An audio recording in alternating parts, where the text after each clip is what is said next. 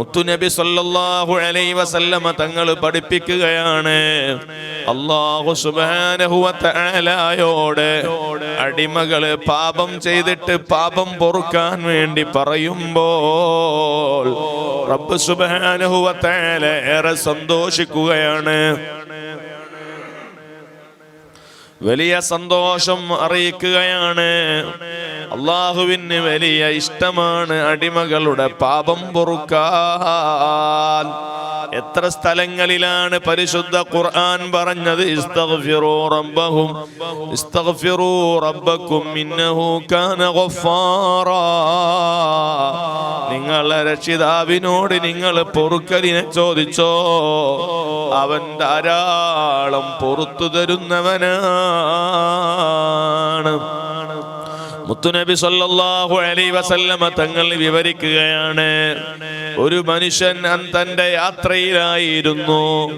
യാത്രക്കാരന്റെ യാത്രയിൽ ആവശ്യമായ ഭക്ഷണങ്ങളും വെള്ളവും വസ്ത്രവും എല്ലാ സുഖ സൗകര്യങ്ങളും തന്റെ വാഹനത്തിൽ ഏർപ്പാട് ചെയ്തിട്ടുണ്ട്. ധാരാളം ലഗേജുകൾ വാഹനത്തിൽ എടുത്ത് സൂക്ഷിച്ചിട്ടുണ്ട്. ധാരാളം ദിവസങ്ങൾ എടുക്കുന്ന യാത്രക്കിടയിൽ ഒരുപാട് വൈദൂരം താണ്ടിയപ്പോൾ അദ്ദേഹത്തിന് വഴിമധ്യേ ക്ഷീണം വരികയാണ്. ആ മരത്തിന്റെ തണലിൽ ഇരുന്നിട്ട് അല്പം വിശ്രമിക്കാമെന്ന് തോന്നുകയാണ്.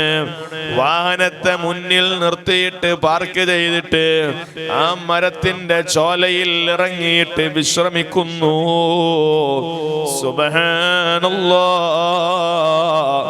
ആ വിശ്രമം അല്പമങ്ങ് മയക്കത്തിലേക്ക് നീങ്ങിയപ്പോ, സുഖനിദ്രയിലേക്ക് കടന്നപ്പോ അദ്ദേഹം അതാ കുറഞ്ഞ സമയമൊന്നും അറിയാതെ ഉറങ്ങിപ്പോയി. ആ ഉറക്കത്തിൽ നിന്ന് കണ്ണു തുറന്ന് ഉണർന്നു നോക്കുമ്പോ തന്റെ മുന്നിൽ പാർക്ക് ചെയ്തിരുന്ന വാഹനം കാണുന്നില്ല. പെട്ടെന്ന് എഴുന്നേറ്റ്, എവിടെ എന്റെ വാഹനം? ഫിഹാ മത്അമുഹു വ മശ്റബുഹു.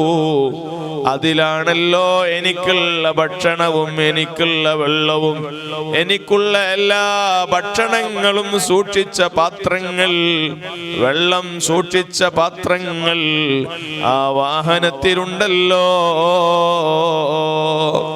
വസ്ത്രമുണ്ടല്ലോ എന്ന് കരുതി അദ്ദേഹം പരിസരങ്ങളിലൊക്കെ വളരെ ധൃതി കാണിച്ചുകൊണ്ട് അന്വേഷിക്കുകയാണ്, പരതുകയാണ്. അവസാനം ആ വാഹനം കണ്ടില്ല, തിരിച്ചു കിട്ടിയില്ല. ഇനി ഒരിക്കലും നഷ്ടപ്പെട്ട എൻ്റെ വാഹനം തിരിച്ചു കിട്ടൂല എന്ന നിരാശയുടെ മനസ്സോടുകൂടി ആ മനുഷ്യൻ തിരികെ വന്ന് നേരത്തെ കിടന്നുറങ്ങിയ മരത്തിന്റെ ചുവടെ ഉറങ്ങുകയാണ്. സുബ്ഹാനല്ലാഹ്. മുത്തുനബി സല്ലല്ലാഹു അലൈഹി വസല്ലം പറയാണ്, രണ്ടാമത്തെ ഉറക്കത്തിൽ നിന്ന് അയാൾ ഉണർന്നപ്പോൾ നഷ്ടപ്പെട്ട വാഹനം അയാളുടെ മുമ്പിൽ പ്രത്യക്ഷപ്പെട്ടിരിക്കുന്നു. ആ സമയത്ത് ആ മനുഷ്യന്റെ മനസ്സിൽ എത്രത്തോളം സന്തോഷം വരുന്നുണ്ടോ, അതിനേക്കാൾ വലിയ സന്തോഷമാണ് അല്ലാഹു ജല്ല ജലാലുഹു അവനിലേക്ക് അടിമകൾ കരങ്ങൾ മലർത്തിയിട്ട് പൊറുക്കണേ റബ്ബേ എന്ന് പറയുമ്പോൾ ആ മനുഷ്യൻ സന്തോഷത്തിന്റെ ആധിക്യം കൊണ്ട് പറഞ്ഞുപോയി, അല്ലാഹുമ്മ അൻത അബ്ദി വഅന റബ്ബുക. അല്ലാഹുവേ, നീ എൻ്റെ അടിമയും ഞാൻ നിന്റെ ഉടമയുമാണെന്ന്. അദ്ദേഹം ചിന്തിച്ചത് അല്ലാഹുവേ നീ എൻ്റെ ഉടമയും ഞാൻ നിന്റെ അടിമയുമെന്ന് പറയാനാണ്. പക്ഷേ സന്തോഷത്തിന്റെ കടുപ്പം കൊണ്ട് പറഞ്ഞതുപോലും മാറിപ്പോയി, പിഴച്ചുപോയി. ഇത്രയേറെ വലിയ സന്തുഷ്ടനാണ്. അല്ലാഹുമ്മ ഗ്ഫിർലി ദുനൂബി യാ റബ്ബൽ ആലമീൻ. പടച്ച തമ്പുരാനിലേക്ക് അടിയങ്ങളാകുന്ന ഞാനും നിങ്ങളും കരങ്ങൾ മലർത്തിയിട്ട് കൽബുകൾ തിരിച്ചിട്ട് കണ്ണുകൾ നിറഞ്ഞൊലിച്ചിട്ട് അല്ലാ തെറ്റുകൾ സംഭവിച്ചു പോയതാ, സാഹചര്യങ്ങൾക്ക് അടിമപ്പെട്ടു പോയതാ അല്ലാ, എന്നിൽ സംഭവിച്ച ചെറുതും വലുതുമായ ദോഷങ്ങള് പൊറുത്തുതാ അല്ലാ എന്ന് പറയുമ്പോൾ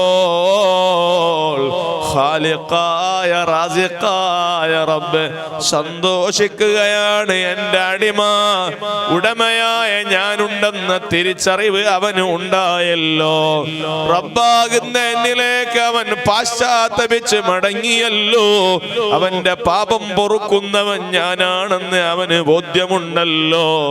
അതുകൊണ്ട് ഞാൻ അവന്റെ പാപം പൊറുക്കട്ടെ എന്ന് അല്ലാഹു തീരുമാനിക്കുകയാണ്. അല്ലാഹു സന്തോഷിക്കുകയാണ്. ഈമാനുള്ള ഉമ്മമാരോട് പറയാനുള്ളത്, നൂറെ റമളാൻ ശ്രദ്ധിക്കുന്ന പ്രിയപ്പെട്ടവരോട് ഓർമ്മപ്പെടുത്താനുള്ളത്, മഗ്ഫിറത്തിന്റെ 10 വിട പറയുന്നതിന് മുമ്പ് എല്ലാ ദിവസങ്ങളിലും ഓരോ ദിവസങ്ങളിലും അതേ ഒരു 100 തവണയെങ്കിലും അസ്തഗ്ഫിറുല്ലാഹ് പറയണേ. 1000 തവണയെങ്കിലും ഇസ്തിഗ്ഫാർ ചൊല്ലണേ. റഹ്മത്തിന്റെ 10 വിട പറഞ്ഞു പോയില്ലേ? റഹ്മത്ത് ചോദിക്കാമെന്ന് കരുതി കാത്തു നിന്നില്ലേ?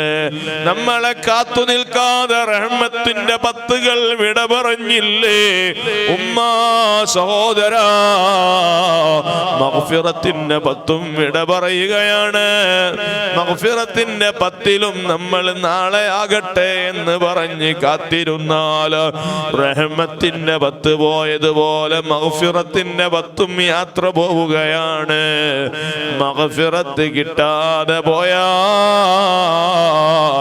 പാപം പൊറുക്കപ്പെടാതെ പോയാൽ നമ്മളിലേക്കാൾ വലിയ തീരാ നഷ്ടം സംഭവിച്ചവൻ വേറെ ആരുമില്ല.